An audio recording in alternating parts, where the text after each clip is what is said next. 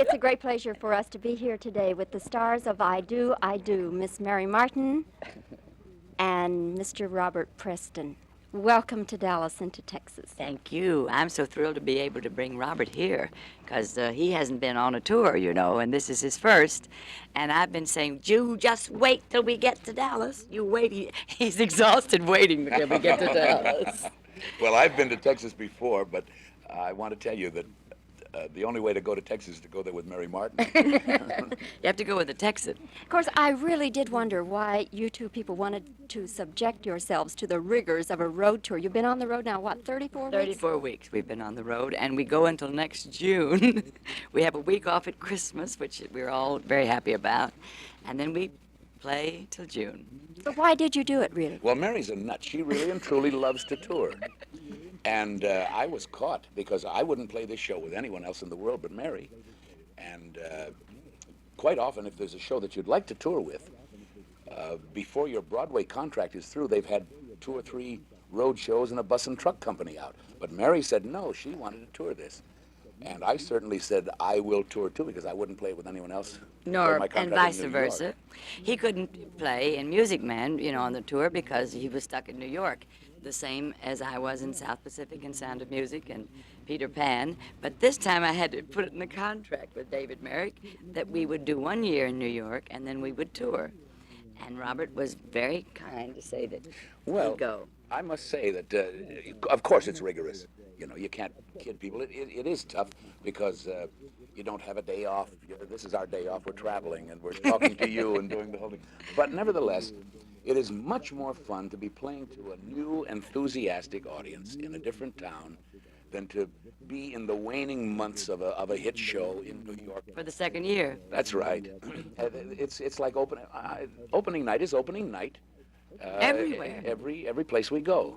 And it has the same excitement and the same... Of course, we try to give opening night performances all through the week. And most times we manage, don't we, dear? We certainly do. I think that most people are aware that you two are the only 2 people on stage for the entire show. Well, we're aware of it.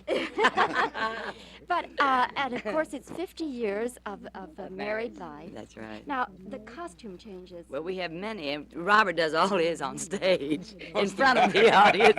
He's zipping up and zipping down. You get to know me very well, yes. And I must tell you, well, I'll let him tell you about when darling Mamie Eisenhower came to see us in Washington. She knocked on his door. She'd been to see me, and I said, I know that Robert would love to see you, and vice versa. And she knocked on his door, and what did you say? Well, you said, Robert, do you have your pants on? And I threw the door open and said, no, but she's seen me without them on all day, so what difference does it make? She'd seen him on stage, but he's in and out of those pants an awful lot of times. What's the quickest change you have to make, Miss Martin? I have never figured it out because they're all quick, you see. I wear 5 wigs because it's all period. And then I have 5 people with me all the time off stage. While he's dressing on stage, I'm dressing off stage. But we talk during the entire time. I mean, we never So stop. it's not dead air. Yeah. We were always performing. We never sit down. And so when we start... Sneeze, you never cough, oh, you you never don't blow your dare nose. cough or sneeze. So consequently, when we start at 8:30 or 8:35, we don't stop at all until 11:15. We had the advantage of being in the 46th Street Theater in New York, which was one of the first places to copy London that was going to put bars in the theater. And Mary and I decided that we would buy the entire audience an extra drink if they'd give us an extra 5 minutes rest in the intermission. It never worked out. Never worked out. We didn't get it. What are the advantages, though, of just 2 people being on stage the whole time for 2 actors? Well, I think it would be a tremendous disadvantage if you didn't just adore each other. It would be an impossibility.